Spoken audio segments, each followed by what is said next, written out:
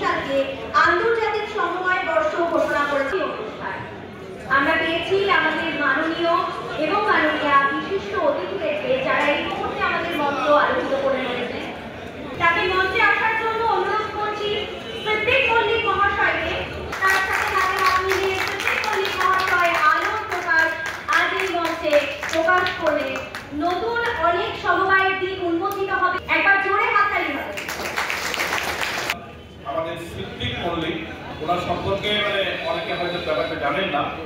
উনি আমাদের এই কোঅপারেটিভ ব্যাংকের কর্মচারী ছিলেন এবং তিনি সততার সঙ্গে, নিষ্ঠার সঙ্গে তিনি কাজ করে তিনি আমাদের সমবায় ব্যাংক থেকে রিটায়ার করেছেন এবং তারপর তিনি সমবায়ের ওনার যে অভিজ্ঞতা, সেই অভিজ্ঞতা থেকে তিনি ট্যাক্সে ছিলেন।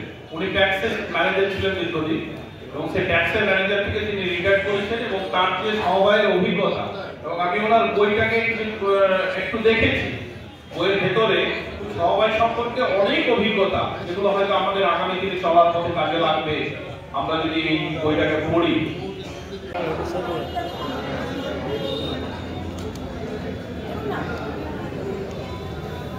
আগুনের পরশমণি ধোঁয়াও টানে, এ জীবন পূর্ণ করো, এ জীবন পূর্ণ করো দান।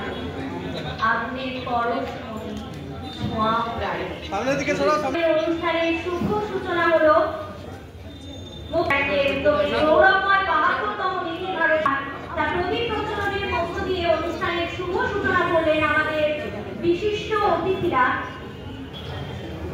প্রদীপ প্রজ্বলনের মধ্য দিয়ে অনুষ্ঠানের শুভ এবং ভাইস চেয়ারম্যান বাঁকুড়া জেলা কেন্দ্রীয় সমবায়।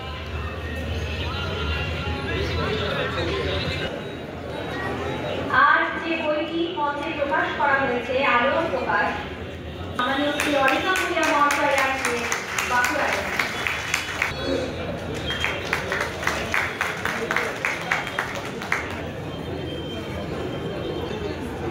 তাকে মঞ্চে আসার জন্য অনুরোধ জানাচ্ছি। প্রত্যেকে পুষ্পস্তবক দিয়ে যৌথ উদ্যোগে বাঁকুড়া জেলাতে বর্তমানে যে 200 একটি হোস্টেল কনজিউমার আছে, ব্যাংক আছে, 252টা অত্যন্ত অ্যাক্টিভ সমস্ত ব্যাপারে যিনি। আজকে আমাদের ৭২তম সমবায় দিবস উদযাপন। আপনারা জানেন যে 14 থেকে 20 তারিখ পর্যন্ত সারা ভারতবর্ষে সমবায় দিবস পালন করা হয় এবং সেই মতো আমাদের বাঁকুড়া জেলায় আজকে আমাদের পালন করা হচ্ছে। 14 তারিখে শুরু হয়েছিল, আজকে তো সমাপ্তি অনুষ্ঠান। এই অনুষ্ঠানে বাঁকুড়া জেলার বিভিন্ন প্রান্ত থেকে 22টা ব্লক থেকে আমাদের সমবায়ীরা এসছেন এবং তাদেরকে আজকে যে সমস্ত সমবায়ীরা 100% কালেকশানে আছেন তাদের প্রত্যেককে আজকে আপনার সার্টিফিকেট প্রদান করা হবে। তাদেরকে 100% হওয়ার জন্য তাদেরকে পুরস্কার ঘোষণা করা হয়েছে, সেই পুরস্কার তাদেরকে প্রদান করা হবে। অনুরূপভাবে ইসিসিএস যারা রয়েছেন, সেই ইসিসিএসকেও আমাদের আজকে পুরস্কার ঘোষণা করা হবে, পুরস্কার দেওয়া হবে যারা 100% আছেন এবং সার্টিফিকেট প্রদান করা হবে।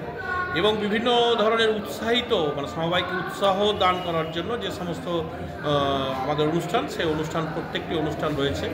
এই অনুষ্ঠানে খুব ভালোভাবে এই বছর খুব ভালোভাবে আমাদের সমবায়ের অনুষ্ঠান অনুষ্ঠিত হচ্ছে এবং আমাদের মাননীয় মুখ্যমন্ত্রী মমতা বন্দ্যোপাধ্যায় এবং আমাদের সমবায় মন্ত্রী ওনাদের পর্যবেক্ষণে আজকে সমস্ত রাজ্যে সমবায় সপ্তাহ পালন হচ্ছে, অনুরূপভাবে আমাদের জেলাতেও হচ্ছে।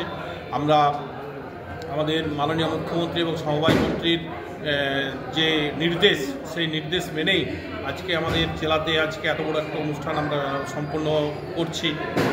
আপনারা দেখছেন যে সকাল থেকে শুরু হয়েছে এবং কয়েকশো সমবায়ী যারা আজকে জেলার বিভিন্ন প্রান্ত থেকে তারা এসছেন, এসে খুব আনন্দে এবং উৎসাহের সঙ্গে তারা করছেন এবং তাদের যে সমস্ত সুবিধা অসুবিধাগুলো রয়েছে সেই সুবিধা অসুবিধাগুলো নিয়ে আমরা কন্টিনিউ মিটিং করছি তাদের সঙ্গে এবং সেগুলোকে আস্তে আস্তে যে একটা ছিল সেগুলোকে সমাধান করে দিচ্ছি।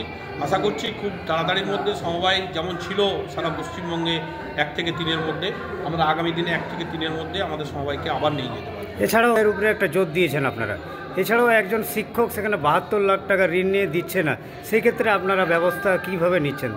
আমরা দেখুন, যে সমস্ত মানুষ দীর্ঘদিন ঋণ খেলাপি, অর্থাৎ ঋণ সমবায় ব্যাংক থেকে ঋণ নিয়েছেন বা সমবায় থেকে ঋণ নিয়েছেন এবং সেই ঋণটা তিনি ইচ্ছাকৃতভাবে দিচ্ছেন। তার হয়তো অর্থনৈতিকভাবে তিনি সমৃদ্ধ, মানে তিনি সম্পদশালী একজন মানুষ, তা সত্ত্বেও তিনি দিচ্ছেন না। আমরা বিভিন্নভাবে তাকে ব্যাংকে ডাকছি, আলাপ আলোচনা করছি, সমবায়ে ডাকছি এবং তার বাড়িতে যাচ্ছি, তাকে বিভিন্ন উকিল নোটিশ বা আইনি যে প্রক্রিয়া সেই প্রক্রিয়ার মধ্যে তাকে দেওয়া হচ্ছে, কিন্তু তা সত্ত্বেও যারা ইচ্ছা করে দিচ্ছে না তাদের জন্য আইনি যে ব্যবস্থা, সেই ব্যবস্থাটা আমাদের দীর্ঘ 20-25 বছর ধরে কোনো ব্যবস্থা হয়নি, কিন্তু আমরা আবার সেটাকে ফিরে আসছি যে আমাদের প্রত্যেকটি ব্লকে আমাদের সব স্তরের মানুষদের সঙ্গে কথা বলে যে এই মানুষটাকে আমরা 2 বছর 3 বছর ধরে ডাকছি, তিনি দিচ্ছেন না, অথচ তিনি সম্পদশালী একজন মানুষ। তো এই ধরনের মানুষ যে 2-4 জনকে আমরা পাচ্ছি তাদের এগেনস্টে আমাদের আইনি ব্যবস্থা হচ্ছে এবং এফআইআরও আমাদের অলরেডি শুরু হয়ে গেছে। আমরা এফআইআরও 2-4 জনের এগেনস্টে আমরা এফআইআর করেছি এবং খুব শীঘ্রই আপনারা শুনতে পাবেন যে সারা জেলা জুড়েই কিছু না কিছু কোনো না কোনো ব্লকে 1-2 জন করে মানুষ যারা রয়েছেন এরকম, তাদের বিরুদ্ধে ব্যাংক যথাসময়ে ব্যবস্থা নেবে।